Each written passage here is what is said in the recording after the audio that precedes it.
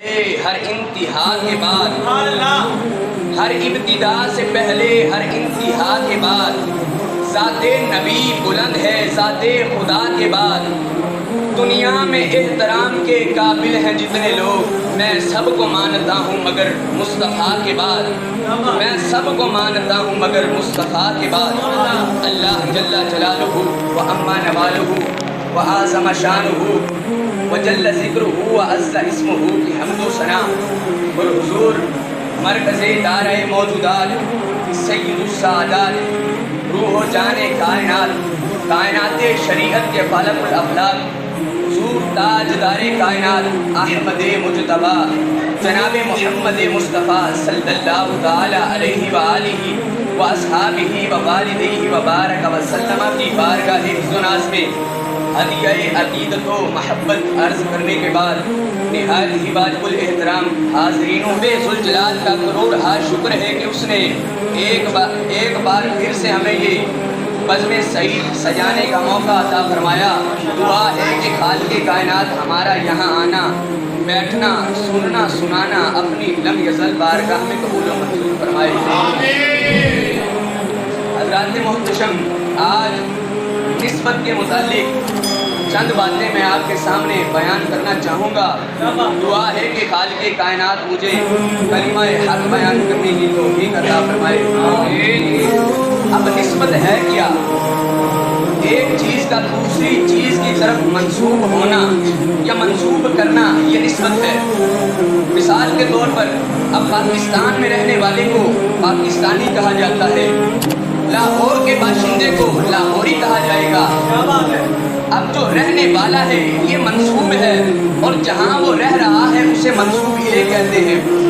یہ تو ہے نسبت کی مختصر تعریف۔ اب آتے ہیں اصل موضوع کی طرف۔ الحمدللہ تعالی ہم اہل سنت و جماعت نسبتوں کو ماننے والے ہیں، نسبتوں کا ادب کرنے والے ہیں۔ تو جب بات آ جائے نسبت رسول کی تو رب کعبہ کی قسم ہم نے صدیق اکبر کو مانا تو نسبت رسول کی وجہ سے مانا، ہم نے فاروق اعظم کو مانا تو نسبت رسول کی وجہ سے مانا، ہم نے عثمان غنی، مولا علی، امام حسن حسین، امیر معاویہ کو مانا تو نسبت رسول کی وجہ سے مانا، ہم نے حضور علیہ الصلوۃ والسلام کی ازواج مطہرات طیبات و طاہرات کو مانا تو نسبت رسول کی وجہ سے مانا، ہم نے اہل بیت اطہار کو مانا تو نسبت رسول کی وجہ سے مانا، اور حضور علیہ الصلوۃ والسلام کی قیامت تک کی آنے والی اولاد کو مانیں گے تو نسبت رسول کی وجہ سے مانیں گے، نسبت رسول کی وجہ سے مانیں گے۔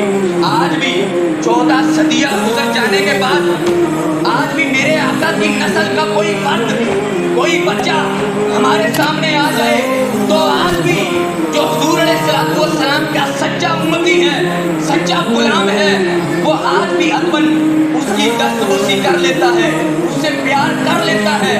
کیا وجہ ہے؟ کیا یہ اس کی کوئی ذاتی خصوصیت ہے؟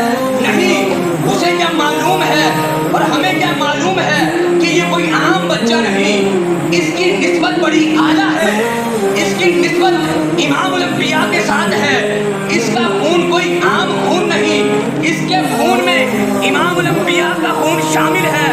اس وجہ سے میرے امام اہل سنت مجدد دین و ملت پروانہ شمع رسالت حضرت امام احمد رضا خان فاضل و محدث بریلی نے کیا خوب فرمایا، فرماتے ہیں تیری نسل پاک میں ہے بچہ بچہ نور کا، تیری نسل پاک میں ہے بچہ بچہ نور کا، تو ہے اہل نور تیرا سب گھرانہ نور کا۔ سبحان اللہ، سبحان اللہ۔ اسی طرح اگر ہم قرآن مجید میں ذرا غور و فکر کریں تو رب ذوالجلال نے جب سورہ کہف میں اصحاب کہف کا ذکر فرمایا تو ساتھ ہی اس کتے کا ذکر بھی فرما دیا کہ جس کی نسبت غار والوں کے ساتھ تھی۔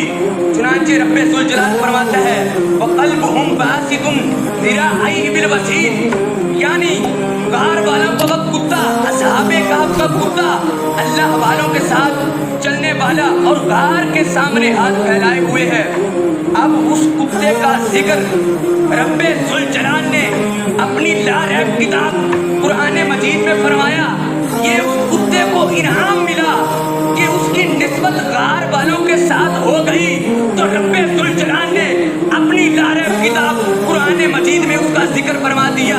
اور دوسرا انعام اسے یہ ملا کہ کل بروز قیامت وہ کتا جنت میں جائے گا.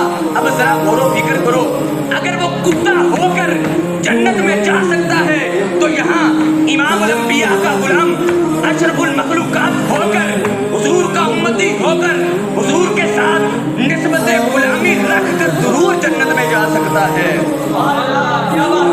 اسی طرح رب ذوالجلال نے سورہ یوسف میں بھی ارشاد فرمایا کہ جب یوسف علیہ السلام اپنے بابا جان حضرت یعقوب علیہ السلام سے جدا ہوئے, رب ذوالجلال نے قرآن مجید میں اس قمیص کا ذکر فرمایا اور اس کرتے کا ذکر فرمایا کہ جو یعقوب علیہ السلام کی بینائی کا سبب بنا.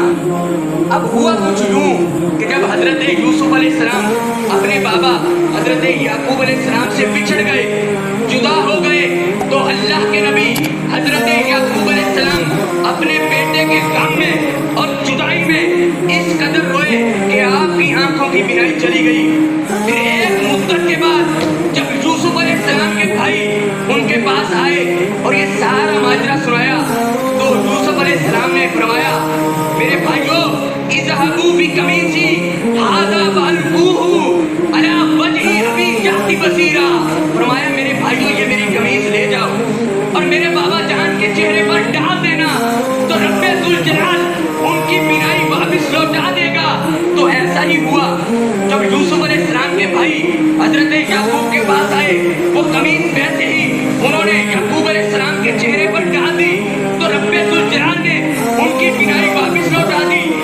اب یوسف علیہ السلام کی قمیص کی یہ شان ہے, یوسف علیہ السلام سے نسبت رکھنے والی قمیص کی یہ شان ہے کہ یعقوب علیہ السلام کی بینائی واپس آ گئی. تو ادھر امام الانبیاء نے جب خیبر کے موقع پر مولا علی کو یاد فرمایا علی کدھر ہے, تو مولا علی دکھتی ہوئی آنکھوں کے ساتھ میرے آقا کی بارگاہ میں حاضر ہوئے. میرے آقا نے فرمایا علی کیا مسئلہ ہے؟ تو مولا علی عرض کرنے لگے, آقا حضور میری آنکھوں میں تکلیف ہے. تو میرے آقا نے اپنا لعاب دہن مولا علی کی آنکھوں پر لگا دیا. مولا علی فرماتے ہیں رب کعبہ کی قسم میری آنکھیں اس طرح ٹھیک ہو گئی کہ گویا کبھی تکلیف ہوئی ہی نہیں تھی. اب یوسف سے نسبت رکھنے والی قمیص کی یہ شان ہے کہ وہ بینائی اندھی آنکھوں کو بھی بینا کر سکتی ہے. تو امام الانبیاء کی بھی یہ شان ہے کہ جب مولا علی نے اپنا یہ عذر بیان کیا کہ مولا میری آنکھوں میں تکلیف ہے, تو میرے آقا نے اپنا لعاب دہن علی کی آنکھوں پر لگا کر مولا علی کو ٹھیک فرما دیا تھا. یہ چند باتیں تھیں نسبت کے متعلق, اور بھی کئی باتیں ہیں لیکن وقت جو ہے وہ کم ہے, جس کی وجہ سے اتنی ہی باتیں آپ سمجھ لیں. دعا ہے کہ رب ذوالجلال ہمیں مولا علی, صدیق اکبر, حسن, حسین, امیر معاویہ سب کی محبت نصیب فرمائے اور سب کا عزم کرنے کی توفیق عطا فرمائے. وما علی